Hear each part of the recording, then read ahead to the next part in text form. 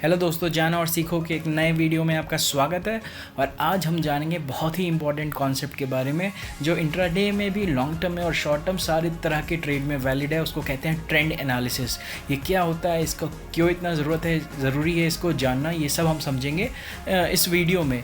Standard disclaimer, अगर कोई मैं स्टॉक इसमें रिकमेंड या यूज़ कर रहा हूँ एग्जांपल पर्पस से, तो वो कोई रिकमेंडेशन नहीं है। और आप कोई भी इन्वेस्टमेंट के लिए उसके पहले आप अपने एडवाइज़र से ज़रूर एडवाइस लें, उसकी सलाह लें। इस चैनल को अगर आपने अभी तक सब्सक्राइब नहीं किया तो जाके सब्सक्राइब कीजिए और हमारे पुराने वीडियोस को वॉच कीजिए। काफ़ी स्ट्रेटजीज़ मैंने इसमें डिस्कस की हैं, काफ़ी टर्म्स को एलेबरेट किया है और इसको आपको काफ़ी कुछ सीखने को मिलेगा। तो चलिए दोस्तों, अब शुरू करते हैं और जानते हैं कि ट्रेंड क्या होता है। तो बहुत ही सिंपल लैंग्वेज में हम बोलें तो जो डायरेक्शन होता है किसी प्राइस मूवमेंट का, स्टॉक का, एक पर्टिकुलर टाइम फ्रेम में, उसको हम ट्रेंड कहते हैं। तो याद रखिए दोस्तों, एक चीज़ पे मैं काफ़ी स्ट्रेस देना चाहूँगा यहाँ पे कि ये टाइम फ्रेम बहुत ज़रूरी है। हर बार मैं स्ट्रेस देता हूँ पूरे टेक्निकल एनालिसिस में। आप जब भी करेंगे टेक्निकल एनालिसिस तो आपको टाइम फ्रेम का खासा ध्यान रखना पड़ेगा। जो भी डायरेक्शन ऑफ प्राइस मूवमेंट है वो एक पर्टिकुलर टाइम फ्रेम में, उस पर्टिकुलर टाइम फ्रेम का वो ट्रेंड है। और जो दोस्तों 95% ऑफ ट्रेडर्स जो मनी लूज़ करते हैं शेयर मार्केट में, कई लोग कहते हैं मुझे इतना नुकसान हो गया, इतना नुकसान हो गया, वो एक्चुअली इस ट्रेंड के कॉन्सेप्ट को नहीं समझते हैं और काफ़ी बार अगेंस्ट द ट्रेंड वो ट्रेड लेते हैं। तो फॉर एग्जांपल आप इस ग्राफ को देखिए, यहाँ पे स्टॉक प्राइस यहाँ से यहाँ आया है और फिर उसके बाद से नीचे से यहाँ से गया है। तो इस पीरियड के लिए, इस टाइम फ्रेम के लिए वो डाउन ट्रेंड में वो स्टॉक है और इस टाइम फ्रेम के लिए वो अप ट्रेंड में स्टॉक है। तो ये रहा पूरा ट्रेंड का जिस्ट। लेकिन सबसे पहले हमें जानना ज़रूरी है कि आखिर ट्रेंड इतना इम्पॉर्टेंट क्यों है। तो लेट्स अज्यूम करते हैं कि आप एक शॉपकीपर हैं और आप कपड़े की दुकान है किसी की। तो अगर मान लीजिए आजकल ट्रेंड में चल रहा है स्लिम फिट जीन्स, बट आपने क्या किया है कि आप अपने शॉप पे रख रखा है regular fit trousers, regular fit वाले पैंट्स रख रखे हैं। तो ये काफ़ी ज़्यादा लाइकली है कि आप अपने इन्वेंट्री को, आपका जो माल है, आप उसको सेल नहीं कर पाएंगे। अगले कुछ 4-5-6 महीनों में भी आप उसको सेल नहीं कर पाएंगे। अगर इसी तरह कोई और शॉपकीपर है जो ये ट्रेंड वाले जो स्किनी जीन्स फिट रखा है, स्लिम फिट जीन्स रखा है, तो वो बहुत हाईली लाइकली है कि वो अपना 1 महीने में ही सेल कर देगा। तो यहाँ से क्या सीख मिलती है हमें कि अगर हम ट्रेंड के अगेंस्ट जाएंगे तो पैसा लूज़ करेंगे। तो ये होता है दोस्तों सिंपल से एग्जांपल में कि ट्रेंड आखिर क्यों ज़रूरी है, क्योंकि ट्रेंड डिसाइड करता है कि डिमांड क्या है। चलिए इसी को हम एक और तरीके से समझते हैं कि इमेजिन कीजिए कि एक फ्रूट सेलर है, अब उसको अपने फल बेचने हैं। अब वो फ्रूट मार्केट में उसको आइडियली जाना चाहिए। अगर मान लीजिए वो किसी हाईवे पे खड़ा हो गया, किसी सुनसान जगह पे खड़ा हो गया, तो क्या वहाँ पे उसको वो बेच पाएगा? अपना नहीं बेच पाएगा, क्योंकि वहाँ पे डिमांड ही नहीं है। तो अगर वो ट्रेंड में क्या होता है कि वहाँ पे एक डिमांड होती है, चीज़ जो भी ट्रेंड रहता है, डिमांड या सप्लाई जो भी है, उस ट्रेंड के अकॉर्डिंगली वो चीज़ रहता है। तो हमेशा अगर वो डिमांड ऑफ फ्रूट्स जहाँ पे हैं, एक फ्रूट मार्केट में, वहाँ जाएगा तो वहाँ उस डिमांड की वजह से उसको पैसे मिलेंगे, क्योंकि उसको उसका राइट ट्रेड मिल सकता है। तो ट्रेंड बहुत ही ज़्यादा ज़रूरी है और सबसे बड़ी बात है कि मार्केट हमेशा ट्रेंड को फॉलो करता है।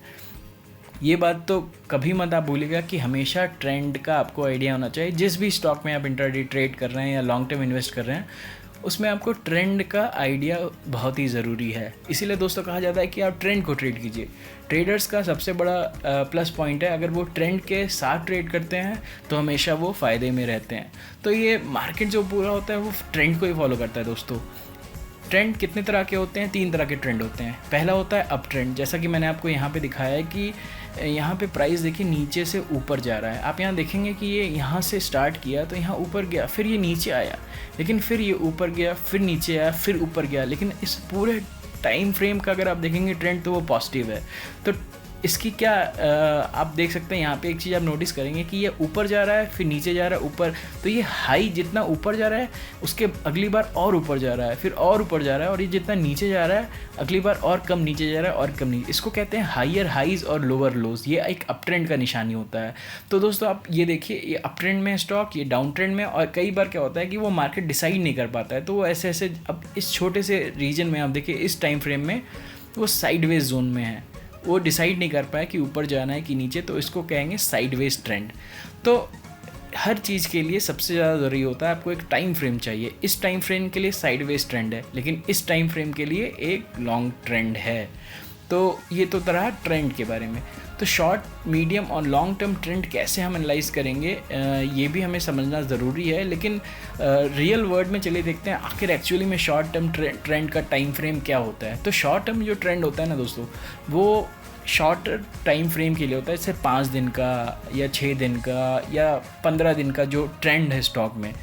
तो जब हम इंट्राडे ट्रेडिंग करते हैं तो हमें पिछले 15 दिन 20 दिन से ज़्यादा के टाइम का आइडिया नहीं लेना है, क्योंकि हमें उसी टाइम के ट्रेंड को देखना है, क्योंकि हम उसी टाइम फ्रेम में ट्रेड कर रहे हैं।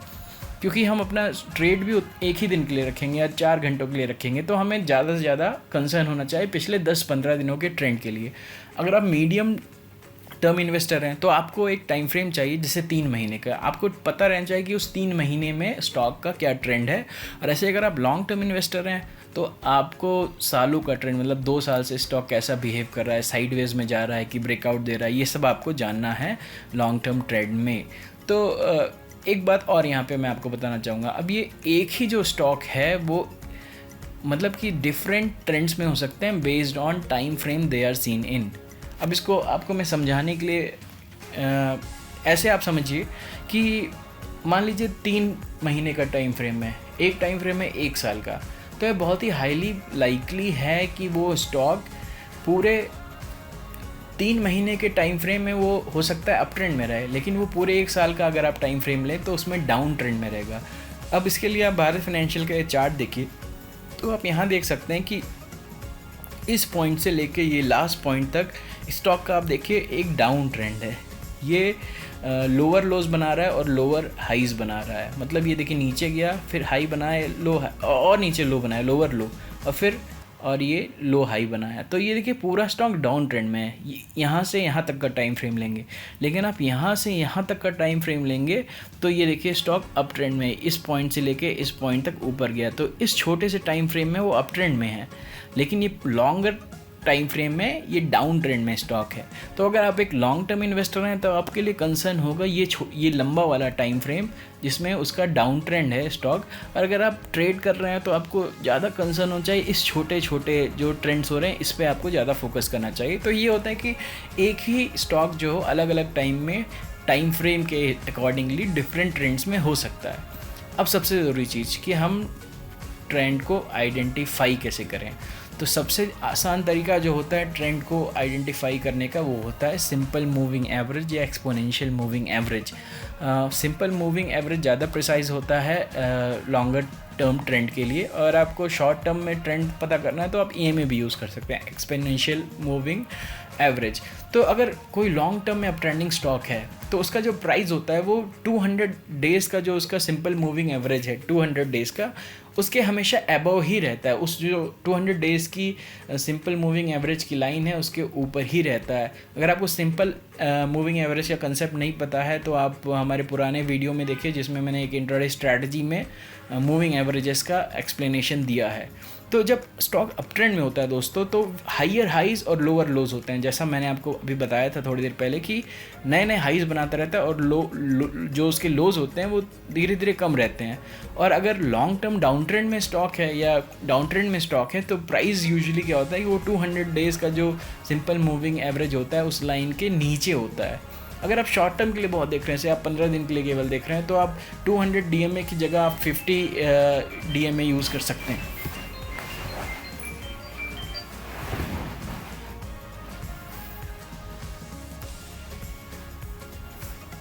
चलिए दोस्तों, अब हम समझते हैं कि हम ट्रेंड को आखिर आइडेंटिफाई कैसे करेंगे। तो उसके लिए हमें ज़रूरत होती है सिंपल मूविंग एवरेज या एक्सपोनेंशियल मूविंग एवरेज की।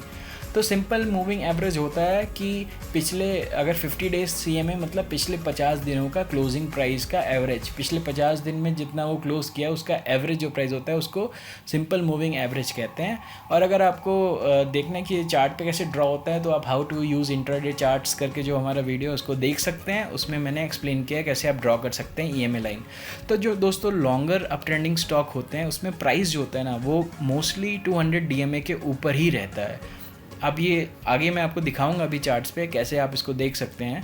और तो ये होता है अप ट्रेंड की कि आप अगर लॉन्ग टर्म अप ट्रेंड देख रहे हैं, जैसे आप टाइम फ्रेम है आपका 1 साल का, तो 1 साल में जो आपका 200 DMA का आप लाइन लेंगे तब और उसके ऊपर अगर उस लाइन के ऊपर मैक्सिमम टाइम पे स्टॉक है तो समझ लीजिए वो अप ट्रेंड में है।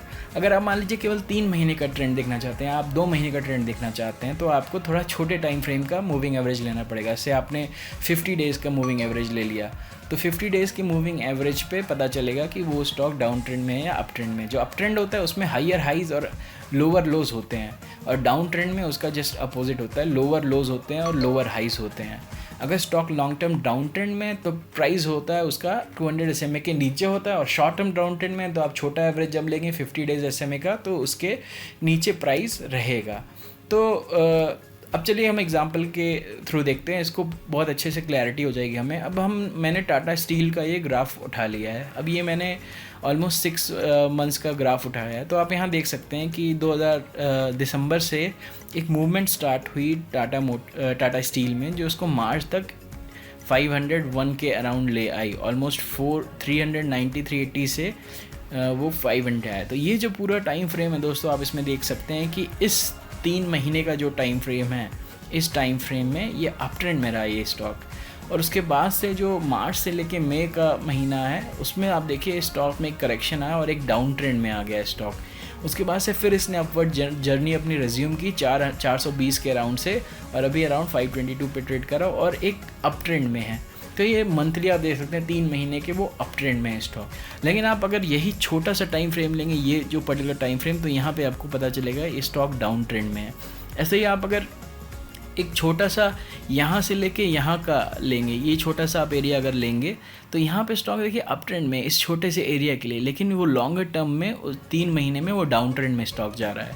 तो ये हुआ कि डिफरेंट स्टॉक कैसे डिफरेंट टाइम फ्रेम में डिफरेंट ट्रेंड्स में रह सकते हैं। अभी इसी को मैंने आपको 6 महीने ग्राफ दिखाया। अब इसको थोड़ा और लंबे टाइम फ्रेम का देखते हैं। तो देखिए यही सेम ग्राफ है, यहाँ हमने इतने बस 6 महीने का देखा था और हम उसको बढ़ा दिए, काफ़ी बढ़ा दिए। तो आप देखिए कि वो भले ही इस 6 महीने में 3 महीने में थोड़ा डाउन ट्रेंड में है, लेकिन अगर आप अक्टूबर 2015 से देखेंगे अभी तक, तो ये पूरा स्टॉक कंटिन्यूसली ऊपर जा रहा है, ये लॉन्ग टर्म अप ट्रेंड में है। तो दोस्तों ये देखिए कंसेप्ट होता है अप ट्रेंड और डाउन ट्रेंड का। ये रहा इसका 200 SMA, और देखिए यहाँ पे 200 SMA के नीचे था जब तक ये डाउन ट्रेंड के अराउंड था। फिर इसने 200 SMA को जब क्रॉस किया तो देखिए अप ट्रेंड की स्टार्ट हो गई, और तब से लेकर अब तक अप ट्रेंड में ही स्टॉक है।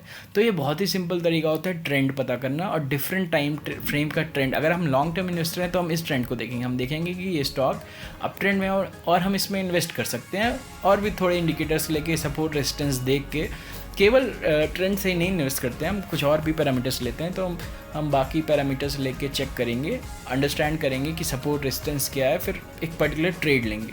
तो ये तो दोस्तों ट्रेंड के बारे में हो गया। इस चीज़ को बहुत अच्छे से समझने की ज़रूरत है। इसको आप चार्ट्स पे प्रैक्टिस कीजिए, देखिए हर स्टॉक का डिफरेंट टाइम फ्रेम में क्या ट्रेंड है। इंट्राडे आप ट्रेडिंग करेंगे तो आपको 10-15 दिनों का ट्रेंड ज़रूरी है, लेकिन आपको आइडिया होना चाहिए कि लॉन्गर टर्म में उसका क्या ट्रेंड है स्टॉक, ताकि कभी भी वो रिवर्सल का साइन दे तो आप अप्रोप्रिएट स्टॉप लॉस उसमें डाल सकें। ये था दोस्तों आज का वीडियो। नेक्स्ट वीडियो भी जल्दी लाऊंगा, उसमें आपको और इंट्राडे की नई स्ट्रैटेजीज़ बताऊंगा और काफ़ी टर्म्स बताऊंगा। तब तक के लिए जय हिंद, जय भारत।